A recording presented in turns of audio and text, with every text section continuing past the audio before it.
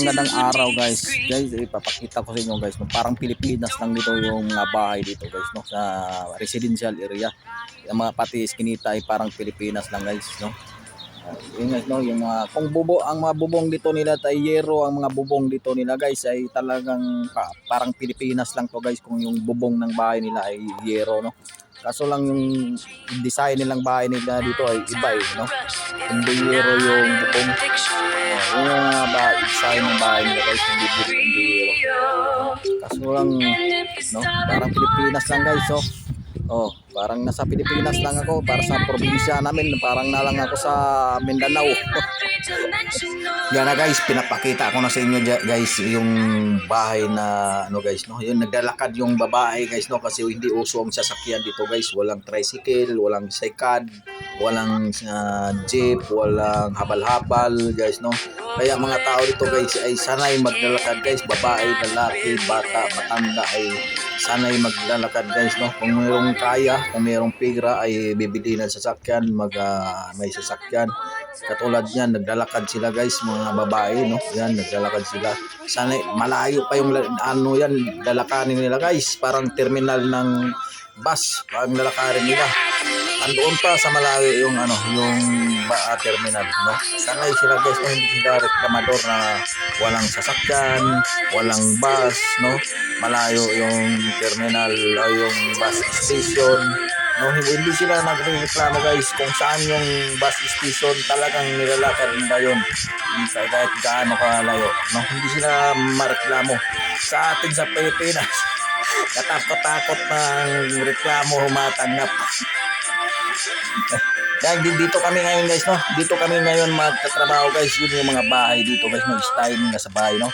Yun, kita nyo yung mga bakod nila guys. Mababa lang yung mga bakod nila, no. Pwede talunin kung may magnanakaw ay tinatalon na lang yan, no. Yung pinto hindi matibay, parang hindi komportable, no. Sa ating bag may ganyan bahay, katakot-takot na yun ang bakod guys, katakot-takot na yung mga pinto, no.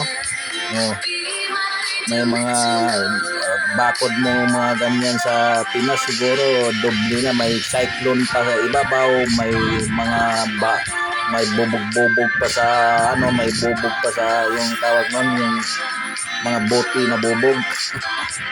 Yun, uso yung bahay guys. Parang ano to guys, parang yung parang mahirap na ano. Yung kita mo yung bahay nila, kumbaga sa atin ay yung mahirap na ano, na residential area. Residential area kasi to guys, hindi to subdivision, hindi rin to siya ano, yung pangmayaman na residential, no? Parang pangmahirap to na residential area guys, no. Yan, kita mo naman yung ano, yung style ng bahay nila, no. Ayun, may mga luma-luma, may mga bago-bago. Yan guys, no. Yan. Dito kami ngayon naka-destino guys, yan. Kita mo guys, yan, yung mga ano yun guys, yung kurinti na yan.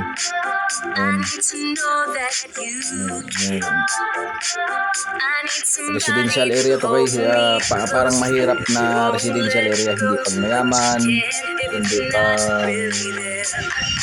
pang subdivision. So hindi siya subdivision guys, no. Yung luma siya, no? Parang luma lang, no. Walang marites guys, no. Ayun, kita nyo, walang mga marites, walang nagwawalis sa labasan, no. Ano yung style nila, mga ugali nila dito guys. Hindi uso yung lalabas ka para magkipag-marites.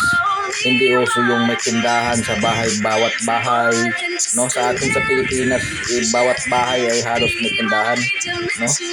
Yun guys, no. Yan, kita mo, pupunta ka ng sa Europe guys, Europe country, talagang namimis mo yung pintuan guys, no. Maritisan, pintuan, oh. Yung magpagpintuan ka sa mga pinsan mo, mga kabatada mo, no. Yung lalapas ka, tapos may upuan, tapos doon may pinto-pintuhan hanggang maghapon pintuan. Diyan nga, walang kwentuhan yan. Kita man, walang tao. Wala akong tao nakikita na lumalabas din sa bahay niyan. Yan.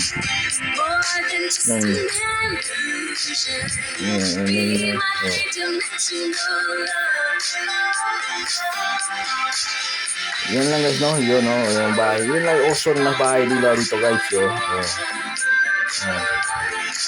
Yun talaga yun, oo.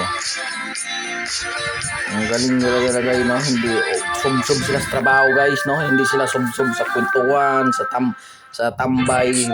Bata, ano kasi dito, asawa, anak,